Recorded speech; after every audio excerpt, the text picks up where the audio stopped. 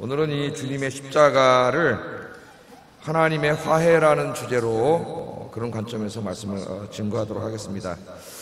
어제는 예수님의 십자가를 어떤 관점에서 우리가 공부했어요? 칭의, 그렇죠? 칭의. 하나님께서 우리를 의롭다 칭해 주심.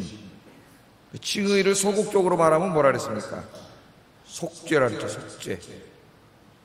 우리는 죄를 졌기 때문에 죄인인데 주님이 십자가에서 우리 죄를 담당하심으로 그 속죄해 주셨죠. 죄를 용서해 주셨어요. 그래서 죄의 문제가 해결됐기 때문에 하나님께서 우리를 뭐라고 칭해 주신 거예요? 법정에서 판사이신 하나님이 의인이라고 판결해 주신 거죠. 그래서 이 칭이라는 관점에서 하나님 말씀을 살펴봤는데 오늘은 예수님의 십자가의 은혜를 화해라는 관점에서 살펴보려고 합니다. 화해. 하나님께서 독생자 외아들을 주심으로 이루신 이 구원의 놀라운 은혜와 축복을 우리에게 피부에 와닿게 이해할 수 있게 설명하기 위해서 성경에는 여러 가지 은유를 사용하고 있습니다. 여러 가지 은유. 다 은유예요. 메타포로 설명을 하고 있는 거예요. 그 중에서 가장 유명한 은유가 칭의예요. 칭의. 칭의는 어떤 것을 은유로 삼은 겁니까? 법정적인 은유예요. 법정적인 은유입니다. 그래서 칭의는 우리의 죄를 사해 주시고 우리 같은 죄인을 의인이라고 칭해 주신 하나님의 은혜를 설명하는 데 있어서 최고의 은유입니다. 최고의 은유. 가장 유명한, 가장 잘 설명하는 은유예요. 하나님을 법정의 판사로 우리를 그 법정에선 죄인으로 이렇게 은유를 삼아가지고 죄 사함받고 의롭다 하심을 받은, 제일 잘 설명할 수 있는 게 칭의. 우리 기독교 제일 유명하죠. 이신칭의 제일 유명합니다. 그러나 이 법정적인 은유인 칭의만으로는 하나님께서 우리에게 베풀어 주신 구원의 그 놀라운 은혜를 충분히 다 설명할 수가 없습니다. 죄의 문제를 해결을 받고 의인이라고 칭함을 받는 데 있어서는 최고의 은유이지만, 설명이지만, 그러나 하나님이 우리를 구원해 주신 이 구원의 은혜는 단지 그런 죄사함 받고 의롭다 칭함을 받은 것만이 아니에요. 엄청난 하나님의 은혜가 있습니다. 그러니까 예수님께서 그 십자가에서 고난받고 죽으심으로 우리가 누리는 은혜가 단지 재판장에서 죄사함 받고 의인이라고 칭함 받은 그것만이 아니에요. 엄청난 하나님의 은혜가 있어요. 그런데 이 법정의 은유만으로는, 법정 메타포로는 이걸 다 담을 수가 없어요. 그래서 이 바울 서신을 읽으면은 이 칭의만으로는 하나님의 은혜를 다 설명할 수 없기 때문에 또 다른 개념을 하나 설명하고 있는데, 그것이 뭐라면 오늘 성경의 10절에 나오는 화목이나 화목. 정확히 말하면 화해라는 말인데 화목이라는 개념이에요. 그래서 9절과 10절에 9절에서는 칭의의 개념으로 설명하고 십자가를, 바로 10절에서는 화목의 개념으로 그렇게 설명하고 있습니다. 그러니까 9절을 보면은 우리를 의롭다 하셨다 그랬죠. 의롭다 하심을 받았으므로 우리가 구원을 받을 것이다, 그렇게 말하고 있는데 10절에 가면은 주님이 십자가의 피로 우리와 어떻게 했어요? 화목하게 하심, 하나님과 화목하게 하심으로 구원을 받을 것이다. 칭의 대신에 화목을 집어넣었어요. 문장 구조는 똑같습니다. 자, 한번 우리 10절을 이런 관점에서 다시 한번 읽어보겠습니다. 시작.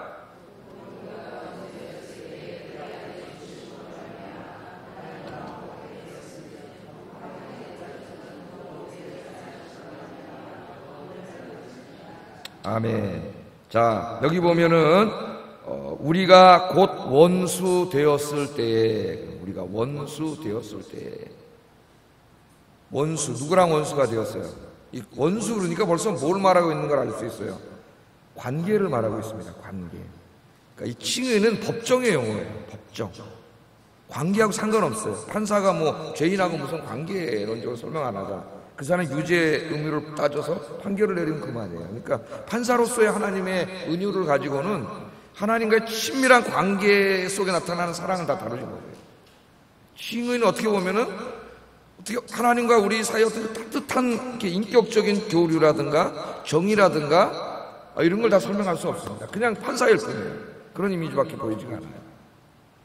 자, 우리가 하나님과 원수 되었을 때의 원수. 누구 편에서 원수예요? 인간 편에서 원수입니까? 하나님 편에서 원수입니까? 신학자들은 이런 걸 가지고 연구를 하죠. 우선 우리가 하나님 앞에 죄를 지었기 때문에, 그리고 하나님을 거역하고 대적했기 때문에, 우상 숭배했기 때문에 어떻게 된 거예요? 우리가 하나님과 원수가 된 거죠. 우리가 스스로 하나님 관계를 깨고 하나님의 원수가 된 거예요. 그러나 오늘 말씀에 보면은 우리가 자꾸 죄를 지음으로 우리 스스로가 하나님의 대적이 되므로 하나님 편에서도 우리가 원수가 됩니다. 오늘 성경이 그렇게 말합니다. 여러분, 하나님과 우리의 관계가 깨져가지고 하나님과 원수가 된 그 사람은 어떻게 되겠어요? 칭의의 개념을 하면 하나님 판사하시는데 이 사람은 희망이 없는 사람이에요. 소망이 없는 사람이에요. 하나님과 원수가 되었을 그때, 하나님과 관계가 다 깨졌을 그때에 그의 아들의 죽으심으로 말미암아 다시 하나님과 화목하게 됐다. 그 원수 관계가 깨지고 화목하게 되었다. 그렇게 말합니다. 바울이 그 화목하게 되었기 때문에 이제는 주님의 부활하심으로 말미암아 뭘 받아요? 구원을 얻을 것이다. 어제는 의롭게 되었기 때문에 구원을 받을 것이다. 그렇게 얘기했죠. 9절에서는. 10절에서는 의롭게 된 것을 화목으로 바꿨어요. 하나님과 관계가 회복됐단 말이에요. 화목하게 됐기 때문에 구원을 받을 것이다. 이렇게 설명을 하고 있습니다. 여기 이 화목이라는 이 말이 굉장히 중요해요. 헬라어로 카탈라소라고 하는 이 말을 번역한 건데, 이 말의 그 사전적인 의미는 화해하다. 그러면 화해하다. 어떤 관계가 깨졌어요. 원수 관계가 됐는데 화해한 거예요. 화해하다. 그런 의미가 있고, 이 그리스어에서는 이 단어가 주로 깨어진 관계를 회복시킴, 그런 의미. 화해한다는 그런 말이 결국 깨어진 관계를 회복시킨다는 의미가 있어요. 깨어진 관계를 회복시킨다, 그런 의미가 있습니다. 이 하나님의 구원의 은혜를 설명할 때에 사도 바울은 칭이라는 말도 사용해요. 칭이라고 하는 말은 바울만 사용한 건 아닙니다. 칭의, 속죄 이런 개념은 우리 성경 전체에서 신약 사도들이 많이 사용해요. 그러나 하나님께서 이루신 그 구원, 십자가에서 이루신 구원을 이 화목, 화해라고 하는 개념으로 설명한 사람은 사도 바울이 유일합니다. 그러니까 이걸 뭘 할 수 있어요? 이것은 바울의 아주 독특한 언어예요. 바울의 독특한 언어. 화해라는, 이 구원론을 다룰 때 화해라는 말을 쓴 사람 바울밖에 없어요. 바울의 아주 독특한 은혜입니다. 신약의 다른 성경을 읽어보면 화해라는 말을 쓰지 않아요. 바울 서신에만 나와요, 이 화해라는 말. 따라서 신학자들은 이 화해라는 말, 이 화목이라는 말을 바울의 독특한 언어로 받아들이면서 바울이 어디서 이런 신학적인 개념을 가져왔을까, 그런 걸 연구하죠. 바울 복음의 기원 이래가지고 그 개념을 연구를 하는데, 많은 신학자들이 이 바울이 화해라는 개념을 어디서 찾았냐면은 자기의 회심의 체험에서 가져왔다고 생각을 해요. 회심의 체험. 우리 사도행전에서 공부했죠. 9장에서 바울이 원래 어떤 사람이었어요? 박해자였죠. 하나님을 대적하고 자기는 그게 하나님 앞에 충성을 다하는 거라고 생각했지만 하나님의 사랑인 예수 그리스도를 대적하고 교회를 박해하고 성도들을 잡아다 체포해서 가두고 때리고 심지어는 죽이는데, 그 성도들을 죽이는 데까지 가담했다고 했어요, 이 사도 바울. 그러니까 하나님과 완전히, 지금 자기가 말하고 있던 대로 자기가 누구였어요? 하나님과 완전히 원수지간이었죠. 자기의 경험 속에서 나오는 말이라는 거예요. 이 화해라는 개념은 어디서 가져왔을까? 신학자들이 많이 생각했는데 바로 자기가 하나님과 원수였거든. 자기가 하나님의 교회를 박해했으니까. 그런데 자기가 하나님과 원수였어요. 그런데 자기가 그 핍박을 하고 있는 그 예수님이, 그 부활하신 예수님이 또 자기가 예수님을 핍박하러 가고 있는데 찾아오셨어요. 그죠? 그 예수님이 찾아오셔가지고 따뜻한 음성으로 사오라 네가 어찌하여 나를 핍박하느냐. 그렇게 하심으로 바울의 죄를 용서하시고 바울을 구원해 주시고 일꾼 삼아 주셨어요. 그래서 그 찾아오심이 뭐예요? 하나님을 대적하며 원수적인 행동을 하던 자기에게 찾아오셔서 우리 부활하신 주님이 뭘 내민 거예요? 화해의 손을 내민 거예요. 화해를 하려면 어떻게 해야 돼요, 여러분? 피해를 당한 사람이 용서해야 돼요. 용서. 화해는 용서가 전제되는 거예요. 이미 십자가에서 주님이 우리 죄를 다 짊어지시고 죽으심으로 용서의 손을 내민 거예요. 그래서 그 자기가 하나님과 원수지간으로 지냈는데 하나님과 거기서 화해함으로, 자기가 화해한 겁니까? 하나님이 화해한 겁니까? 예? 인간이 화해의 손을 내민 거예요? 하나님이 내민 거예요? 하나님이 내미신 거예요. 그래서 이 화해한다는 말을 바울이 쓸 때는 그 주어가 항상 하나님이세요. 우리 인간이 아니야.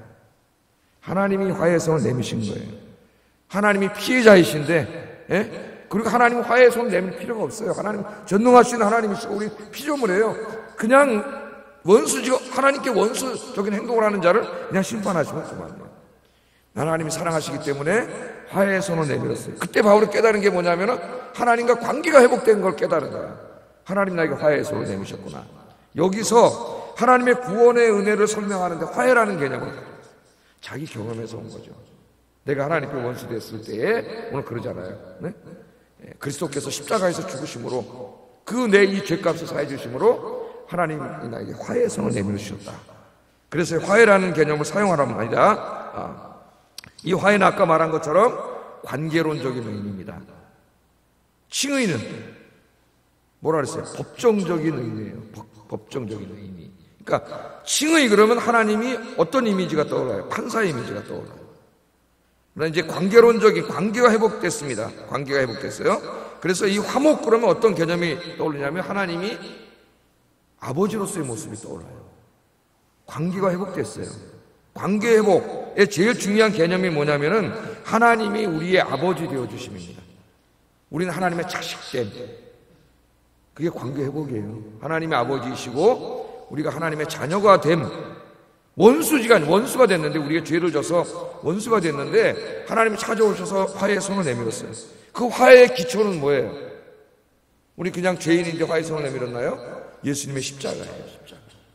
판사가 죄인인 우리에게 의롭다고 판결을 내리신 그 기초가 뭐예요? 예수님의 십자가의 죽음이에요. 지금 이 하나님께서 우리에게 화해의 손을 내민 그 신학적인 기초가 뭐예요? 똑같아요. 예수님의 십자가에서 죽으심이에요. 그래서 화해의 손을 내미시고 우리와 관계가 회복되었는데 그 관계 회복의 핵심이 뭐냐면은 부자 관계 회복이에요. 하나님 우리 아버지 되어주시고 우리가 하나님의 자녀됨이에요. 이 구약에서 여러분 언약신학의 핵심이죠. 내가 너희 하나님이 되어줄게. 너희는 나의 백성 혹은 나의 자녀. 그래서 이스라엘을 뭐라 그랬어요? 하나님 너희는 나의 맏아들이라 그랬습니다. 맏아들, 장자라 그랬어요.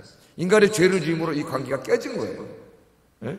탕자에 비해서 나오잖아요. 그러나 거기서 하나님 화해가 뭡니까? 그 죄 짓고 나간 아들을 따뜻한 가슴에 안고 다시 아들로 받아주심 아닙니까? 나는 아버지께 죄를 지었기 때문에 아들이라 칭함 받을 수 없는 자입니다. 그때 하나님이 그 아들을 어떻게 끌어안아 주시고 아들을 위해서 잔치를 열어주셨어요. 내 아들이 죽었다 돌아왔다. 그게 화해의 아주 중요한 개념이에요. 화해의 중요한 개념. 그래서 사도 요한은 이 개념을 설명할 때 요한복음 1장 12절에서 영접하는 자 곧 그 이름을 믿는 자들에게는 하나님의 자녀가 되는 권세를 주셨다. 그렇게 말합니다. 그러니까 칭의는 판사로서의 하나님의 이미지가 떠올라요. 죄사함 받고 의롭다 판결을 받았다는 이 부분을 설명하는 데는 최고의 이미지이지만 판사와 죄인에는 어떤 인격적인 관계가 없잖아요. 네? 그냥 서른할 뿐에 저기 앉아있고 끝이에요. 그걸로. 그러나 이 화해의 개념으로 설명을 하면은 하나님이 우리의 다시 아버지가 되어주심으로 하나님과 우리의 어떤 친밀한 관계 회복이라는 칭의가 다 보여줄 수 없는 이 엄청난 축복, 그것을 우리에게 보여주는 거예요. 이제 여러분 하나님과 어떤 사이가 됐어요? 부모 자식 간이 됐습니다. 할렐루야. 영접하는 자 곧 그 이름을 믿는 자들에게는 하나님의 자녀가 되는 권세를 주셨다. 여러분 지금 제가 설명하는 오늘 이 십자가 신학은 굉장히 중요한 개념입니다. 꼭 알아야 되는 굉장히 교리적인 개념이기도 하고 중요한 개념이에요. 그래서 이제는 우리가 하나님의 자녀이기 때문에 하나님을 뭐라고 불러요?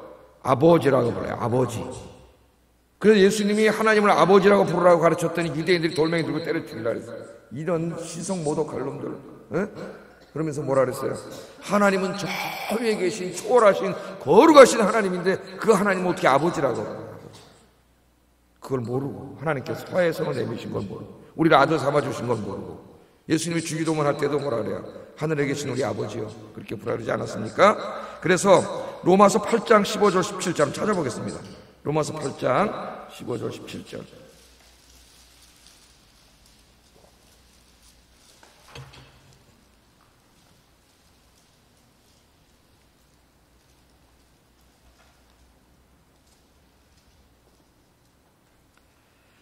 17절 읽어보겠습니다. 시작. 너희는 다시 무서워하는 종의 영을 받지 아니하고 양자의 영을 받았으므로 우리가 아빠 아버지라고 부르짖느니라. 성령이 친히 우리의 영과 더불어 우리가 하나님의 자녀인 것을 증언하시나니 자녀이면 또한 상속자 곧 하나님의 상속자요 그리스도와 함께한 상속자이니라. 아멘.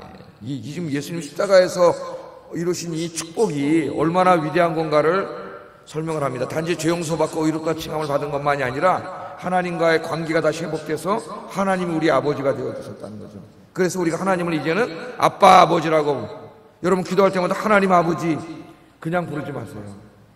여러분이 하나님을 아버지라고 부를 수 있게 해주시려고 하나님께서는 외아들을 이 땅에 보내셔서 십자가에서 죽게 하셨고, 예수님은 바로 그 관계를 회복시켜 주시려고, 그래서 우리를 하나님을 아버지라고, 예수님이 하나님의 독생자 아들인 것처럼 우리도 하나님의 자녀로 만들어 주시려고 십자가에 자기 생명을 주신 거예요.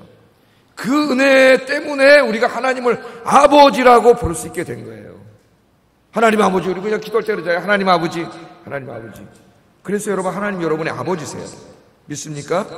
좀 이따 설명하겠지만은 하나님이 아버지이기 때문에 우리는 하나님의 유산 상속자가 됩니다. 상속자가 됐다 그러죠. 네? 아버지가 됐고 우리가 자식이 됐기 때문에 하나님의 재산을 상속받을 상속자가 됐어요. 누구와 함께? 그리스도와 함께 한 상속자니, 그게 원래 하나님의 독생자 외아들 예수님이 다 상속받아야 될 그것인데, 우리도 똑같이 예수님처럼 자녀가 됐기 때문에 하나님의 모든 것을 예수님과 함께 어떻게 한다는 거예요? 상속할 자가 됐다는 겁니다. 이 축복을 제가 아무리 설명해도 저 자신을 포함해서 우리가 다 느끼지 못해요. 하나님의 자녀가 되었으므로 이 땅에 살 때 아파트 50평짜리를 상속받을 것이다. 그럼 막 입치고 좋아, 입이 이만큼 씌워주고 막 춤을 추겠죠. 그것과 비교도 안 돼. 이제 이 마지막 때에 하나님께 상속받을 엄청난 축복을 모르기 때문에, 믿음이 없으니까 별로 감동이 안 와. 그게 얼마인지. 여러분은 감동이 오시길 주의 이름으로 축복합니다. 네?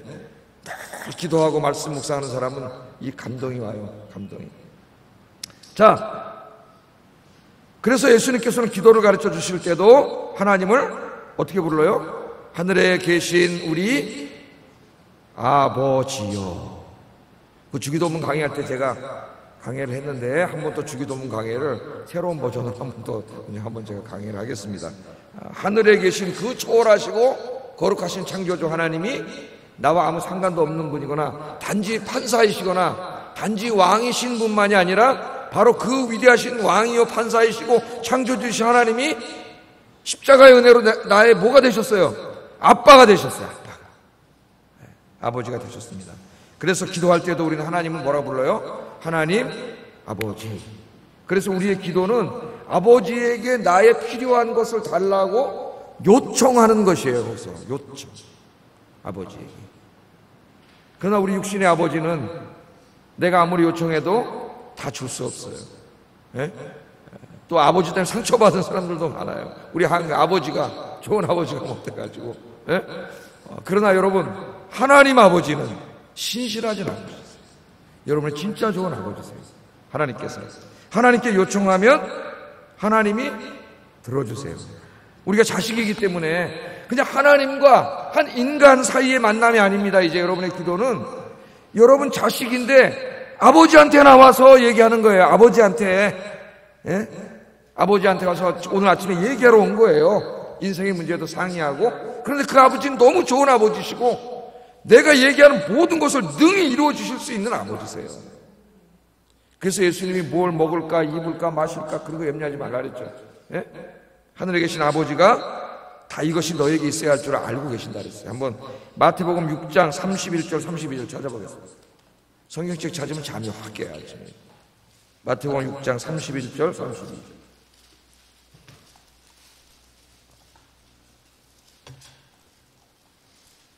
읽어보겠습니다. 시작. 그러므로 염려하여 이르기를 무엇을 먹을까 무엇을 마실까 무엇을 입을까 하지 말라. 이는 다 이방인들이 구하는 것이라. 너희 하늘 아버지께서 이 모든 것이 너희에게 있어야 할 줄 아시느니라. 여러분, 이방인이 아닙니다. 하나님 믿지 않는 사람은 하나님의 아버지가 아니기 때문에 자기가 살아야 돼요. 자기가 인생의 문제를 다 해결하려고 하니까 불안하고 염려하고, 그렇죠, 두렵고 그런데 왜 하나님을 아버지로 둔 사람들이 똑같이 불안하고 두렵고 왜 그렇게 살았어요? 하나님이 아버지신데, 이제는 창조주 하나님이 아버지신데 왜 그렇게 사세요? 그래서 염려하지 말고 어떻게 하랬어요? 염려하지 말고 우리가 해야 될 게 있습니다. 아버지께 구해야 돼요. 구하는 게 뭐예요? 기도하는 거예요. 마태복음 7장 그거 한 장 넘겨보세요. 7절에서 11절 다 그래서 이 말씀을 하신 거예요.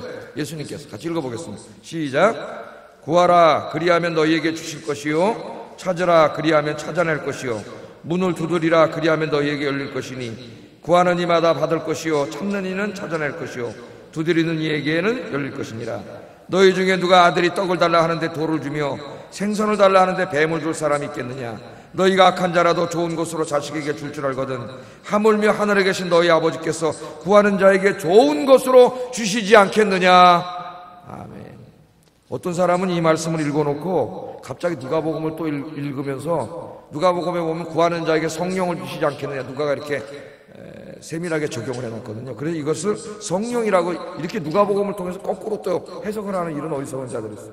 여기에 좋은 것은 모든 것을 다 포함하는 거예요. 누가복음은 그 중에서 제일 좋은 성령을 집어서 얘기한 것이고, 성경 해석을 할 줄 몰라가지고 누가복음을 또 읽어놓고 마태복음으로 와서 좋은 것은 성령이라고 그러면서 이건 뭐 우리 인간이 살아가는데 뭐 육신의 필요에 일용할 양식과 상관없다나 이렇게 설교한 사람들도 깜짝 놀랐어.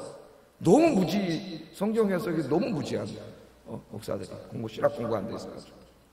이 좋은 것은 우리가 이 땅에, 이게 지금 아버지 문맥이잖아요. 마태는 이 땅에 우리가 살아가는데 이 육신을 입고 살아가기 때문에 여기 필요한 게 있어야 된다는 거를 하늘아버지가 아까 어떻게 한다 그래서 다 아세요.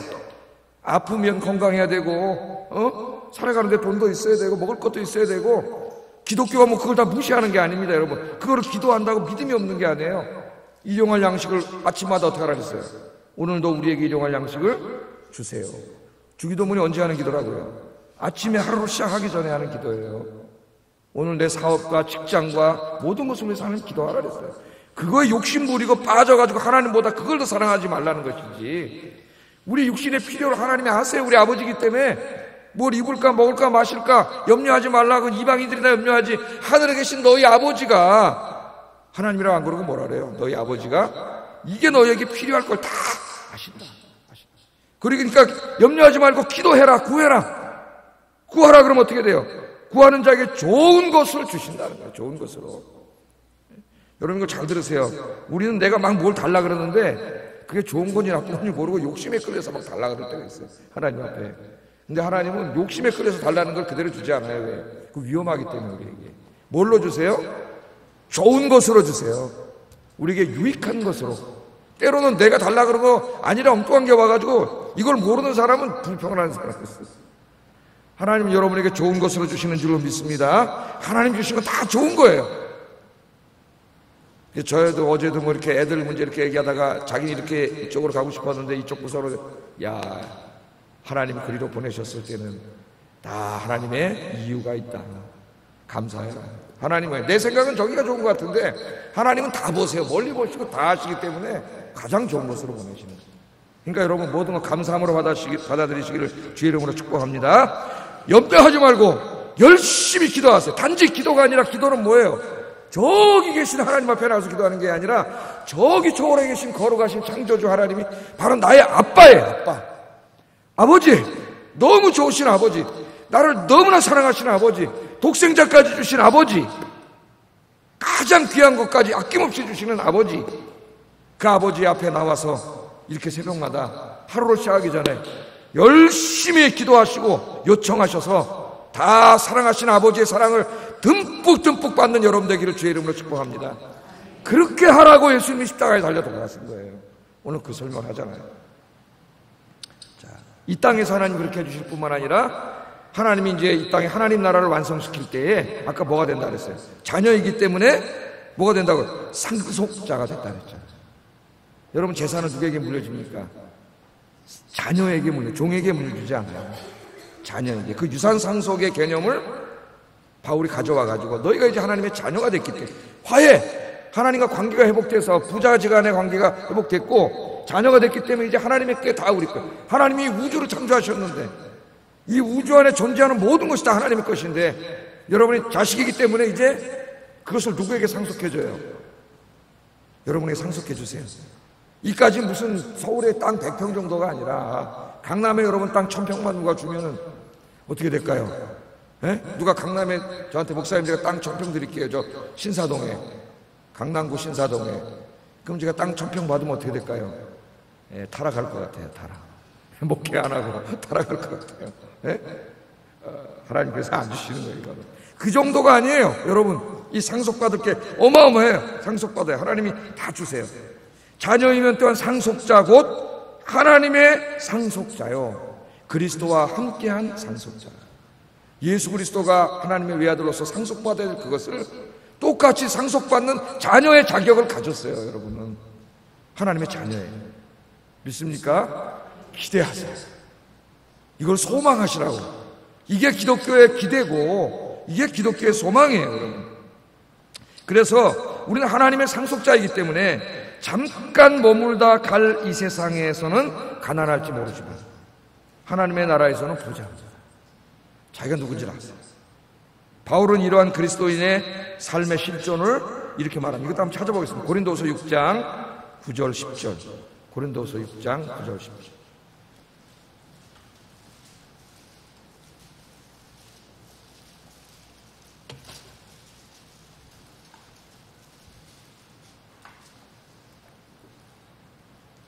같이 읽겠습니다. 시작. 무명한 자 같으나 유명한 자요, 죽은 자 같으나 보라 우리가 살아있고, 징계를 받는 자 같으나 죽임을 당하지 아니하고, 근심하는 자 같으나 항상 기뻐하고, 가난한 자 같으나 많은 사람을 부유하게 하고, 아무것도 없는 자 같으나 모든 것을 가진 자로다. 아무것도 없는 자죠. 이 땅에 살 때는 땅 한 평 없고 집 한 평 없는 것 같지만 잠깐 오면 영원한 세계에서는 여러분 모든 것을 가진 자입니다. 하나님께 다 우리 거예요. 여러분 하나님의 자식이 됐기 때문에 어제도 설교했지만 이제는 여러분이 이 세상을 심판하고 이 땅의 판사들도 심판하고 검사들도 심판하고, 하나님의 나라가 이루어졌을 때는 그 하나님의 나라 땅을 상속받고 거기서 왕노릇 하거든요. 왕노릇. 통치하고 다스리는 축복을 주십니다. 그 그림이, 이 메타포가 뭔지는 우리가 다 모르지만 어마어마한 여러분 상속받을 게 있어요. 기대하세요. 여러분의 부모님이 지금 한 1조 원 정도 가진 자산가라 그러면 여러분 어떻게 생각하세요? 그 부모님 돌아가시면 그 돈 다 누구 거예요? 나에게 다 상속되잖아요. 나에게. 내 거잖아요. 그죠? 우리 하나님이 가지고 계신 거 어마어마한 것들이 그걸 다 우리에게 상속해. 우리는 상속받을 자다. 여러분 이 땅에서 집 한 채 없다고 기죽지 마십시오. 이 땅에 얼마나 살겠어요 여러분? 100년도 못 살아요. 잠깐 나그네라 했잖아요. 나그네. 인생 너희들이 무엇이냐? 너희는 잠깐 있다 없어지는 나그네이라. 안개와 같은 자라 해서 인생을 안개. 하나님 앞에 한 뼘 인생도 안 되냐? 우리 인생의 길이가 한 뼘도 안 된다 그랬잖아요. 시인이 짧은 인생을 살아가는. 그러나 영원한 세상이 있어요. 이 세상은 짧지만 100년도 못 살고 떠나지만은 우리가 하나님 나라에서는 죽지 않고 하나님과 함께 영원히 사는데, 이 땅에서는 집 한 채 없다고 하더라도, 은행 통장에 잔고가 없다고 하더라도 슬퍼하지 마세요. 그 영원한 세상에서 여러분 부자입니다. 하나님 상속해 주세요. 그 부자가 되게 해주시기 위해서 주님께서 십자가에 달려 돌아가셨습니다. 이게 우리 기독교의 소망이에요. 소망. 이게 우리 기독교의 소망이라고요. 이 땅에서 돈 많이 벌고 집 여러 채 갖고 있는 게 소망이 아니고, 그런 사람 아직 하나님을 잘 만나지 못한 사람. 영원한 하나님 나라의 소망 드시고 하나님께 받을 그 상속, 유산 상속 받을 것 기대하시면서 더욱더 신앙생활 열심히 하시는 여러분 되기를 주의 이름으로 축복합니다. 자, 이렇게 주님이 십자가에서 이룬 일이 엄청나게 많아요. 우리를 사랑하셔서 우리 이때까지 공부한 것처럼 하나님의 공의의 형벌을 대신 다 받아주셔서 우리 형벌 받게 안 주시고, 우리의 죄를 다 용서해 주셔서 속죄해 주시고, 우리를 의인이라 칭해 주셔서 천국에 들어갈 수 있는 의인이 되게 하시고, 뿐만 아니라 우리와 관계를 회복시켜 화해의 손을 내미심으로 우리의 아버지가 되어 주시고 우리를 자녀 삼아 주시고, 십자가에서 이루신 축복이 엄청난 거예요. 이런 걸 다 묵상을 해보세요. 한 말씀씩. 이 놀라운 축복을 우리에게 주셨다고 이야기하면서 고린도후서 5장 18절 19절에 보면은 이제 우리에게 중요한 사명을 주십니다. 그러니까 여러분 하나님의 사랑을 배울 때는 어떻게 했어요? 하나님이 이같이 우리를 사랑하셨은즉 우리도 서로 사랑하는 것이 마땅하도다. 그래서 십자가의 사랑을 가르친 다음에 그 십자가의 사랑으로 너희가 다른 사람을 사랑하라 가르쳤죠. 그죠? 우리 월요일날 화해도 마찬가지예요. 주님께서 십자가에서 죽으심으로 우리에게 화해의 손을 내민 것처럼 이제 주님께서는 우리도 다른 사람에게 화해의 손을 내밀라고 이야기하십니다. 이게 이제 우리의 중요한 사명이에요. 고린도후서 5장 18절 19절 한번 적어주세요. 고린도후서 5장 18절 19절.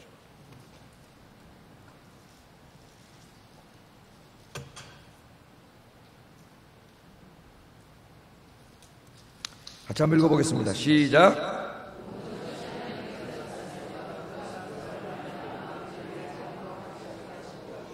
화목하게 하는 직분을 주셨으니 곧 하나님께서 그리스도 안에 계시사 세상을 자기와 화목하게 하시며 그들의 죄를 그들에게 돌리지 아니하시고 화목하게 하는 말씀을 우리에게 부탁하셨느니라. 아멘. 하나님 우리에게 무슨 직분을 주셨다고? 이제 화목하게 하는 직분. 여러분 화목하게 하는 직분을 받았어요. 그런 사명을 받았어요. 화목하게 하는 직분을 받았다고. 자, 그러므로 이제 우리는 주님의 화해의 사자가 됐습니다.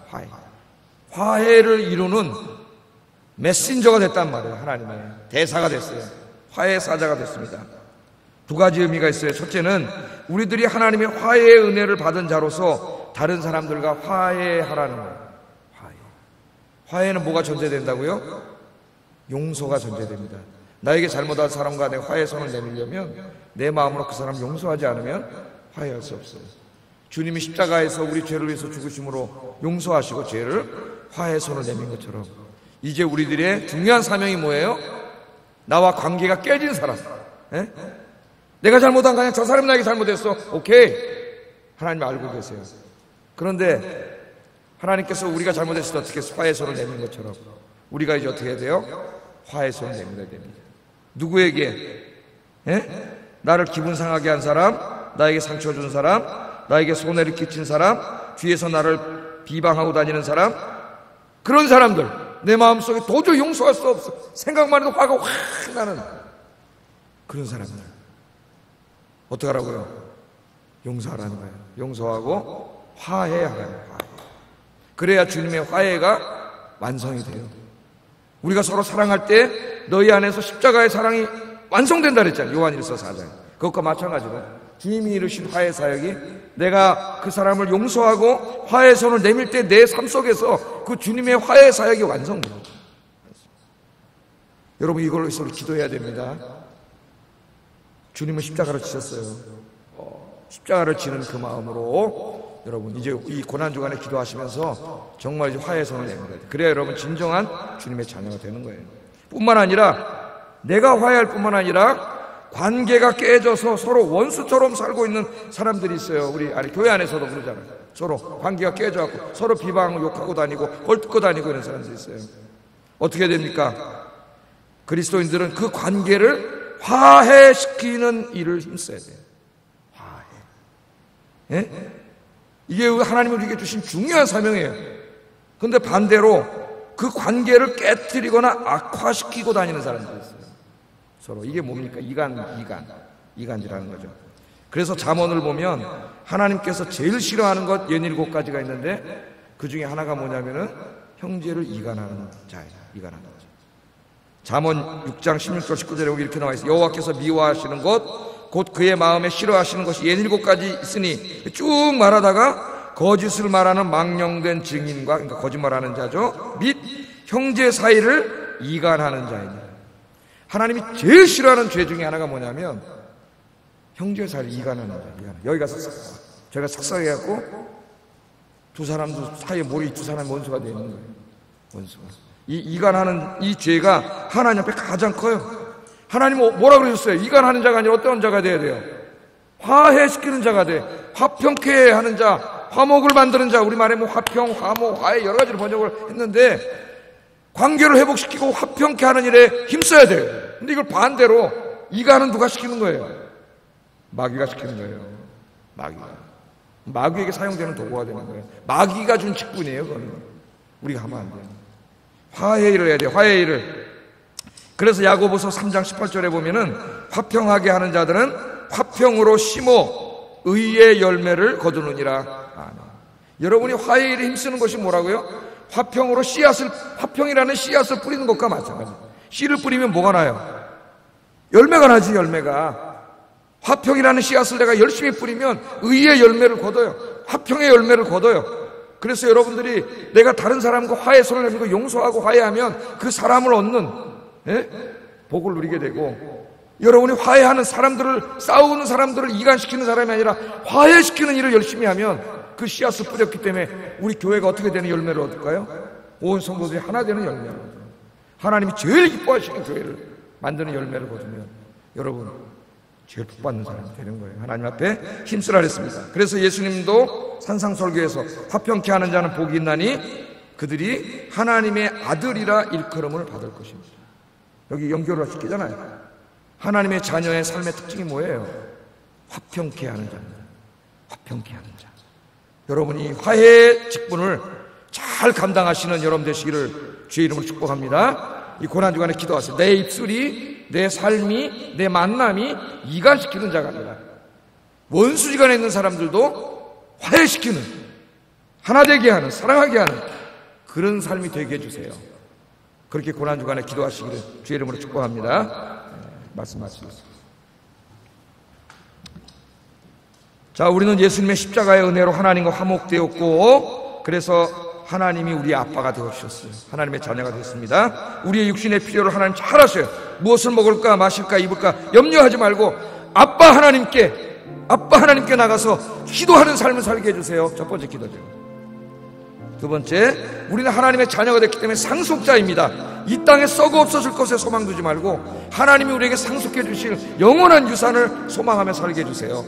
두 번째 기도죠. 세 번째는 화해의 사명을 주셨으니까 나에게 잘못한 사람들에게 화해의 손을 내밀 뿐만 아니라 다투는 사람들 사이를 화해시키는 사명을 감당하게 해주세요. 우리 같이 기도하겠습니다.